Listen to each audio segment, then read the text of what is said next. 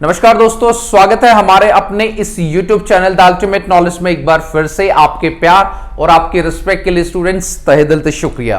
Guys, आज की इस वीडियो के अंदर हम लोग बात करेंगे कि भाई हरियाणा की जितनी भी यूनिवर्सिटी से, चाहे MDU है, चौधरी रणवीर सिंह यूनिवर्सिटी है या बाकी कोई और भी यूनिवर्सिटी है, तो जो सेकेंड ईयर के जो बच्चे हैं बैचलर ऑफ एजुकेशन के, उनका जो फर्स्ट पेपर है नॉलेज एंड करिकुलम का, तो हमने पिछले टॉपिक में यानी पिछले जो लेक्चर था उसमें हमने पढ़ा दिया था कि भाई नॉलेज जो है, मतलब जो नॉलेज है उसके टाइप क्या क्या है। आज हम पढ़ाएंगे कि भाई जो नॉलेज है उसके मेथड्स क्या क्या है, यानी कहां से हम लोग ज्ञान की प्राप्ति कर सकते हैं। तो गाइज, एग्जाम के अंदर बेसिकली ये वाला जो क्वेश्चन है वो 16 नंबर में अमूमन पूछा जाता है और 101% क्या है आपका ये क्वेश्चन आता है।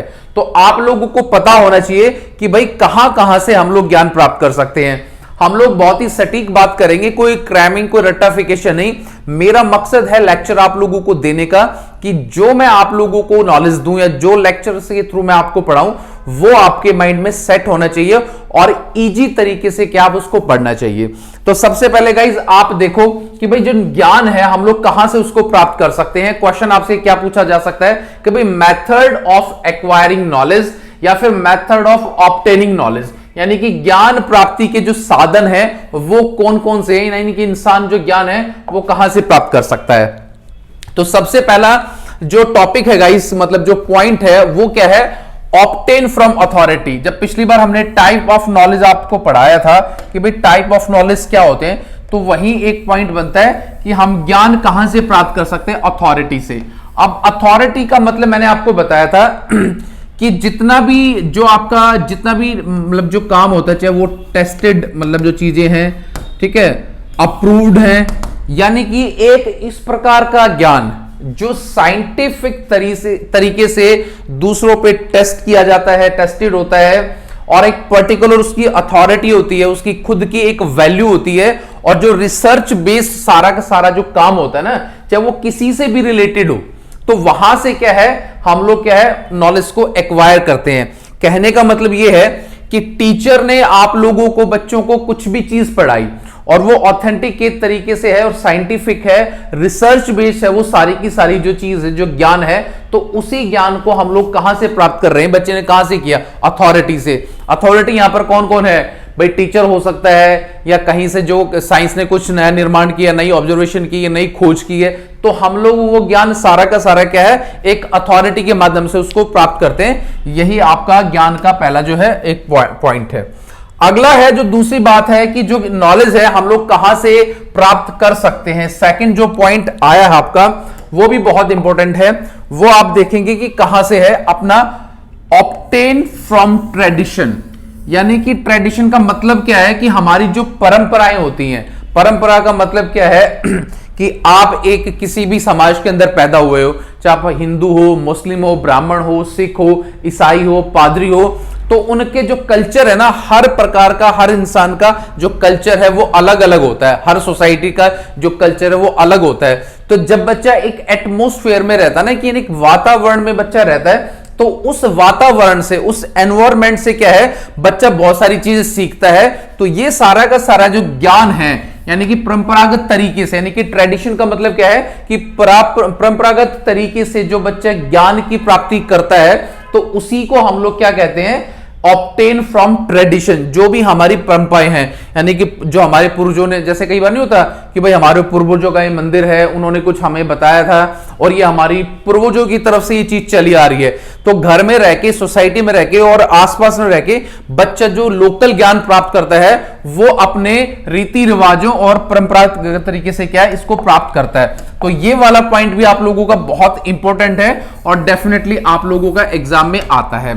ठीक है गाइस, तो अगला जो पॉइंट है वो हम लोग देख लेते हैं कि अगला पॉइंट आपका कौन सा है, ताकि आपको अच्छी तरह से समझ में आ जाए। अगला है नॉलेज एक्वायर फ्रॉम या ऑब्टेन टू सेंसेस। सेंसेस का मतलब है सेल्फ एक्वायरिंग। देखो भाई सीधी सी बात है, रट्टाफिकेशन किसी चीज का नहीं करना है।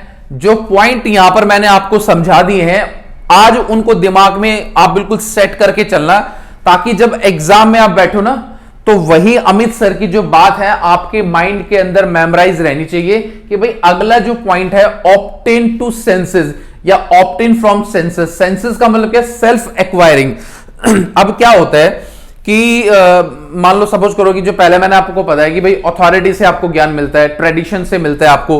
अब यहां पर सेंसेस के थ्रू, सेंसेस का मतलब यह है कि यहां पर कोई रिसर्च वर्क नहीं है, यानी कि बच्चे ने, यानी कि किसी भी इंसान ने अपने खुद के एक्सपीरियंस से, यानी कि खुद जो उसने मेहनत करी है, मान लो कोई उसको टास्क दिया गया, उसके बारे में उसको कोई भी नॉलेज नहीं है, उसने वो ज्ञान की प्राप्ति कहीं से भी की है या खुद उसने सेल्फ वो ज्ञान अर्जित किया है कि भाई ये चीज ऐसे हो सकती है, इसको हम लोग ऐसे कर सकते हैं, ये चीज ऐसे डाइवर्ट हो सकती है।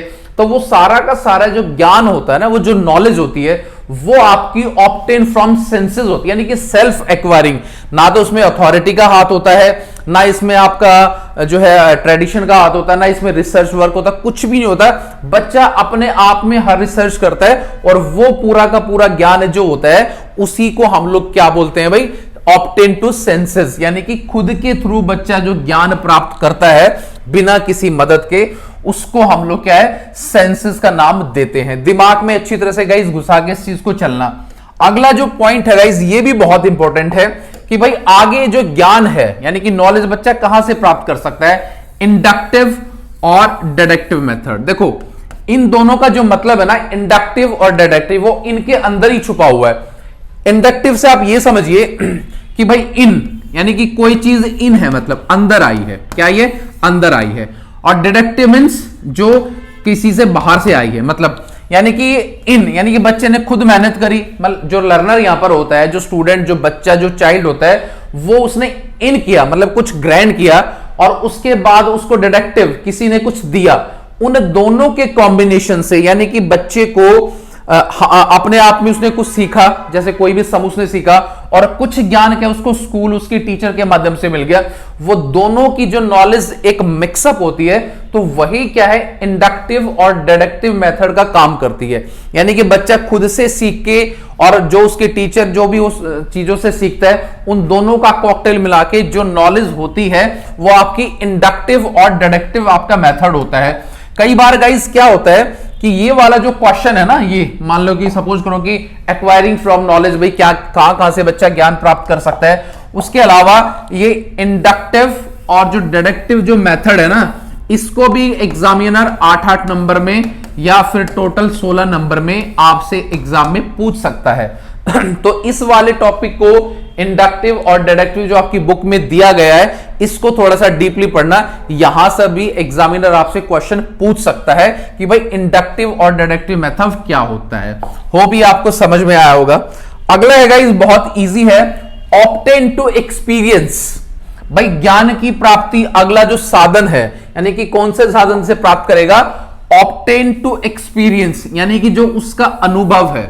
भाई देखो क्या होता है कि आप कहीं पे काम करते हो, किसी जॉब करते हो, किसी फैक्ट्री में वर्क करते हो, किसी कंपनी में वर्क करते हो, वहां पर पहले आपको सिखाया गया, कोई भी वर्क आपको सिखाया है, आपने वहां से कुछ नॉलेज ली है और वहां पर आपने मेहनत से सीखा। तो यही बात है, जो लर्नर को जो सिखाया जाएगा वो खुद का एक्सपीरियंस भी क्या है, यानी कि जो खुद के अनुभव से जो कोई भी ज्ञान प्राप्त होता है, उसी को हम लोग क्या कहते हैं कि अपने एक्सपीरियंस से भी क्या है, हम लोग नॉलेज ग्रहण करते हैं। भाई कहीं ना कहीं जब से हम लोग पैदा होते हैं और मरते दम तक हमारे जो माइंड का जो विकास है वो लगातार चलता रहता है।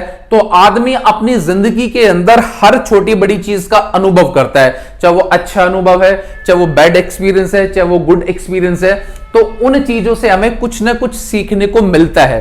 तो यहां पर यही कहना चाह रहा है कि आदमी, जो लर्नर, जो स्टूडेंट, जो बच्चा है, वो अपने खुद के अनुभव से भी क्या है, ज्ञान की प्राप्ति कर सकता है। ये वाला भी एक इंपॉर्टेंट पॉइंट है। अगला है इंट्यूशन। इंट्यूशन भी बहुत इंपॉर्टेंट है।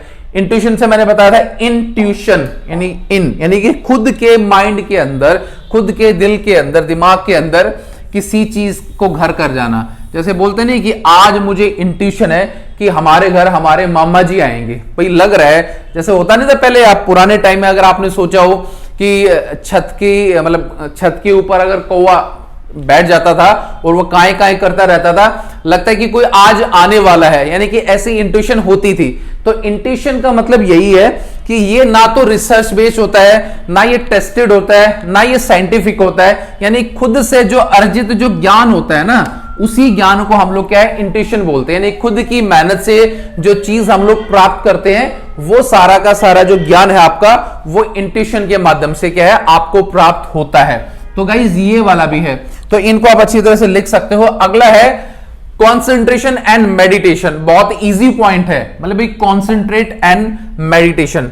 देखो कॉन्सेंट्रेट मेडिटेशन का मतलब क्या होता है कि जितने भी, देखो हम यहां पे एक थोड़ा सा एग्जांपल लेंगे, महात्मा बुद्ध है और बहुत स्वामी प्रसाद, बहुत सारे जितने भी जो बड़े बड़े गुरु, धर्म गुरु हुए हैं, चाहे वो कोई भी है, क्रिश्चियन है, मोहम्मद प्रॉफिट है, कुछ भी है, यानी कि कॉन्सेंट्रेट एंड मेडिटेशन करके जो ज्ञान की प्राप्ति हुई ना, तो वो क्या है, सारा का सारा ज्ञान उन्होंने वहां से मिला। अब मान लो महात्मा बुद्ध ने, मोहम्मद प्रॉफिट ने ये सारी चीजें बताई, कुछ वो ऊपर से सीख के नहीं आए थे, तो उन्होंने तपस्या करके अपने माइंड को कंसंट्रेट करके और जो एक समाधि के माध्यम से और मेडिटेशन के माध्यम से जो ज्ञान की प्राप्ति हुई है, तो वहां से इन्होंने क्या ये सारा ज्ञान प्राप्त किया है। तो इसी को हम लोग क्या बोलेंगे भाई, कंसंट्रेट करके एक चीज पर अपनी बुद्धि टिकाना और मेडिटेशन करना। आपको पता है कि आजकल मेडिटेशन और भी ज्यादा ट्रेंड के अंदर है, पर जो मेडिटेशन पहले वाले लोग करके चले गए, आज के लोगों से मेडिटेशन या कंसंट्रेट करना बहुत ही मुश्किल है। तो ये वाला जो पॉइंट है बहुत मुश्किल होता है कि भाई कंसंट्रेट और मेडिटेशन करके ज्ञान की प्राप्ति करना। तो गाइज ये जो क्वेश्चन है मैंने बिल्कुल आपको पढ़ा दिया है कि भाई जो भी एमडीयू सीआरएसयू के कोई भी बच्चे हैं, क्वेश्चन एग्जामिनर आपसे डिफरेंट तरीके से पूछ सकता है। मैंने आपको बताया भी है कि भाई आपको ज्ञान प्राप्ति के साधन के बारे में बताओ, मेथड ऑफ एक्वायरिंग नॉलेज और मेथड ऑफ ऑब्टेनिंग नॉलेज, यानी ज्ञान की प्राप्ति हमें कहां से हो सकती है, उन सारे सभी साधनों का क्या है, विस्तार में वर्णन कीजिए। 16 नंबर के अंदर यह क्वेश्चन आपका आएगा। उम्मीद करूंगा कि गाइस वीडियो आपको पसंद आया होगा। अगर फिर भी कोई दिक्कत या प्रॉब्लम है तो कमेंट्स करके आप मुझसे सवाल पूछ सकते हैं। तो मिलेंगे किसी नेक्स्ट वीडियो में, तो till then bye, take care guys, मुस्कुराते रहना। Thank you so much.